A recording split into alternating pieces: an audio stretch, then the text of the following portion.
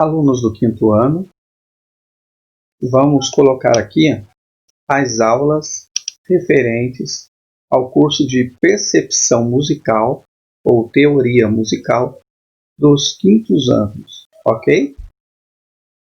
E esta será a primeira aula. O meu nome é Daniel, eu dou aula aí no conservatório há alguns anos e vamos lá à nossa matéria. Vou falar um pouco sobre o que é música. Música é uma arte, e é a arte de manifestar os nossos afetos mediante o som. Normalmente a gente começa estudando a teoria musical para depois começar a estudar harmonia, contraponto. Na verdade, ela é a base de todas as outras ciências musicais. Muito bem, agora eu quero falar do pentagrama. O pentagrama nada mais é do que um conjunto de 5 linhas e 4 espaços. Lembrando que os espaços ficam entre as linhas, que são sempre paralelos e de mesma distância, aonde estão escritos ou escritas as notas musicais. Muito bem, tanto as linhas quanto os espaços são contados no sentido de baixo para cima, sendo primeira, segunda, terceira, quarta e quinta linha, respectivamente, e entre a primeira e a segunda linha, o primeiro espaço, depois segundo, terceiro e quarto espaços, respectivamente. A clave é um sinal usado no início de todas as pautas das músicas, sendo este responsável por definir como é que a gente vai ler a partitura. Existem vários tipos de claves. Mudou a clave, muda a forma de ler a partitura, sendo extremamente necessária para a identificação das notas. Sem a clave, por exemplo, seria impossível descobrir qual nota estamos lendo ou iremos tocar. Então, definindo clave, nós a definimos da seguinte maneira: clave é um sinal gráfico colocado no início de todas as pautas da música que dá nome à nota onde é escrita. A primeira clave que iremos rever é a clave de Sol. Sua escrita começa na segunda linha, significando que a nota que está na segunda linha terá o mesmo nome da clave, que então seria a nota Sol. Como que se lê o restante das notas? Sempre alternando entre linhas e espaços. Ou seja, se a nota Sol está na linha, a próxima nota estará no espaço. E assim por diante. Lembrando que as notas musicais são 7, começando com a nota Dó e terminando com a nota Si. Ou seja, Dó, depois o Ré, depois do Ré vem o Mi, depois do Mi vem o Fá, depois do Fá o Sol, depois o Lá e o Si. 7 notas musicais. É bom que a gente decore o sentido das notas musicais, ou seja, Dó, Ré, Mi, Fá, Sol, Lá e Si. Esta é chamada de escala musical. Descobrindo então que uma escala tem 7 notas. Muito bem, agora eu quero falar um pouquinho sobre o som e o silêncio. Você já percebeu com certeza que o mundo está cheio de sons. Mas você já parou para pensar o que é o som? Pois bem, som é tudo que nossos ouvidos podem ouvir. Tem os sons da cidade com as pessoas conversando, barulhos de buzinas, trens. Tem os sons dos animais. Cada animal tem um som. E temos também o som dos instrumentos musicais, como o som das orquestras, por exemplo. Os sons que nos cercam são expressões de vida, de energia e do universo em vibração e movimento. Experimente fechar os olhos e ficar atento aos sons que nos cercam. E então você perceberá que o silêncio é impossível. Os cientistas nos ensinam que o som é o resultado da vibração das coisas. Tudo o que existe na natureza pode vibrar. Muito bem, vamos fazer agora uma atividade para descobrir os sons.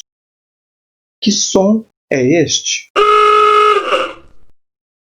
E então, descobriu? É o som da buzina do carro. E este próximo som? É o som da guitarra. Muito bem, descobrimos o que é o som e que existe som em todo lugar.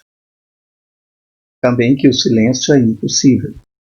Existem também as propriedades do som. Você sabia? Relembrando que sons são vibrações que se reproduzem em forma de ondas até chegarem aos nossos ouvidos, e não importando a fonte sonora. Propriedades do som são propriedades que se unem na formação do som. O som possui 4 propriedades: o timbre, a duração, a intensidade e a altura. São as 4 propriedades do som. Vamos falar um pouquinho sobre o timbre.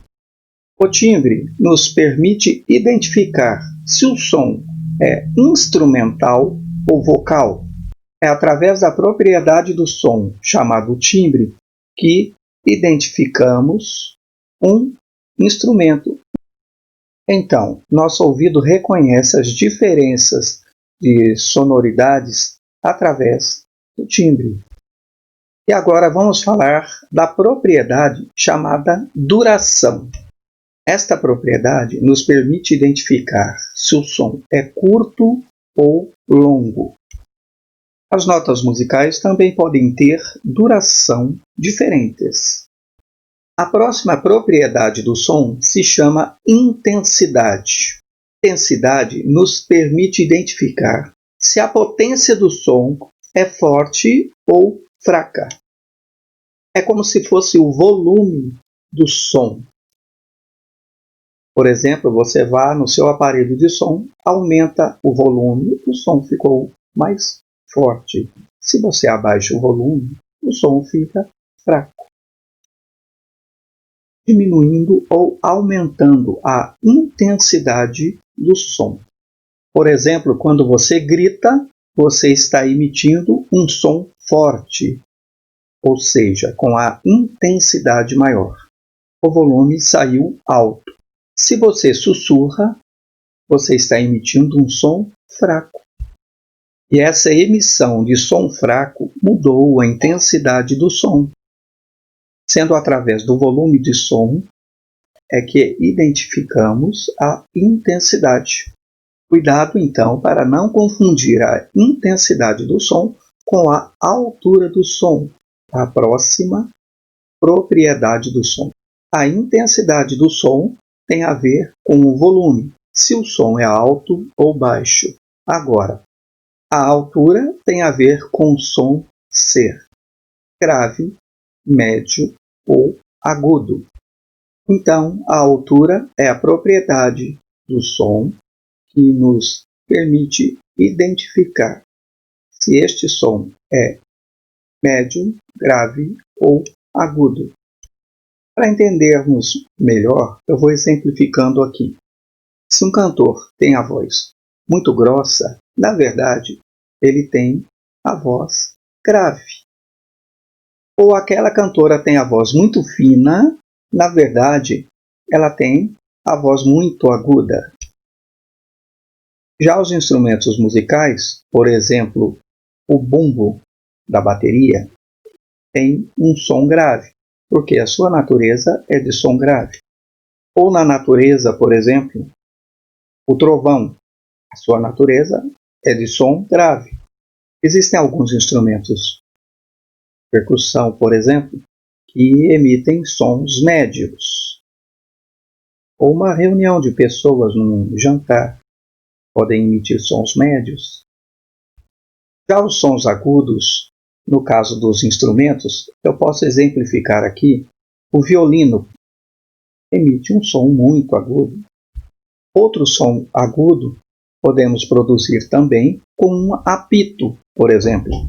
E dá para a gente perceber a diferença de tudo que nós ouvimos até agora, não dá? São bem diferentes os sons graves, médios e agudos. Essa foi nossa aula inicial de percepção musical para o 5º ano.